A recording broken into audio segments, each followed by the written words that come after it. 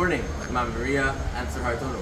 My name is Gregory Nugraha from 10-3, number 12. And today I will be giving a short speech on how meat production is taking a toll on the environment. First off, who here eats meat? Well, all of us do. We are omnivores after all, that eat both plants and meat to survive. But did you know that the meat we consume every day is one of the greatest contributors to global warming, the problem that we have been trying to solve for the past decade? But why is this? Meat production is one of the most resource-intensive processes, and it takes huge amounts of water and crops, which prompts deforestation efforts just to accommodate the livestock.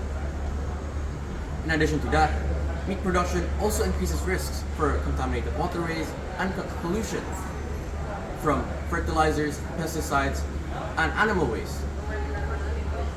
Lastly, meat production is also one of the greatest contributors to global emissions, accounting for 14.5% of all global emissions. As mentioned before, meat production accounts for 14.5% of all global emissions. These include methane, carbon dioxide, and nitrous oxide. But how does meat production produces these greenhouse gases? During the production of meat, livestock would occasionally burp out methane. Well, this may seem like a small amount of methane, but over time, with the huge amount of livestock, the amount of methane keeps building up and eventually becomes dangerous. And in addition to that, the transportation and tools used to grow crops and care for the livestock also releases carbon dioxide into the atmosphere, further increasing the amount of greenhouse gases from meat production.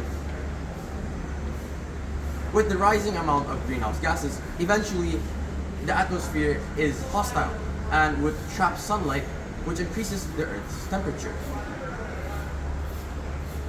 Secondly, meat production also increases the risk for contaminated waterways and nearby environments.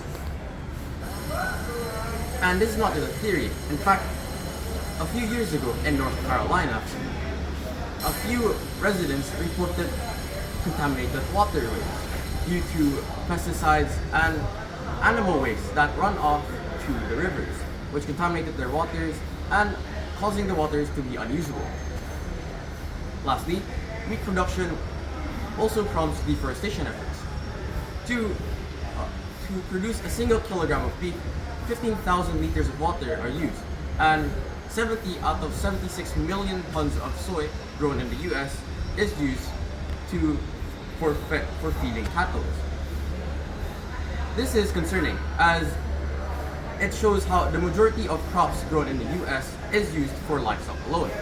And it shows how meat is a more resource-intensive protein source than any alternative. But with the higher amount of crops and water needed, it means that more and more land has to be cleared down in order to accommodate livestock. In fact, according to a statistic from redefinemeat.com, the Amazon, or the lungs of the earth, has shrunk by 20% since 1970. This is because more and more land has to be cleared down to accommodate livestock, as I mentioned before. So in conclusion, I strongly believe that meat production is taking a toll on the environment, with huge amounts of global emissions and increased risks for contaminated waterways and environment. It is clear that meat production is taking a toll on the environment. And we can see the consequences right now with extinct species like the Bablia K. melomies, as well as more and more natural disasters which have tripled over the past 3 decades. To solve this problem, I think we should start to find alternative for protein, which is the main thing that we find for meat. These alternatives can come in the form of soy and lentils, which can be easily find and are way more cheaper, but still have the same amount of protein. My name is Gregory Nugraha. Thank you for listening to my presentation.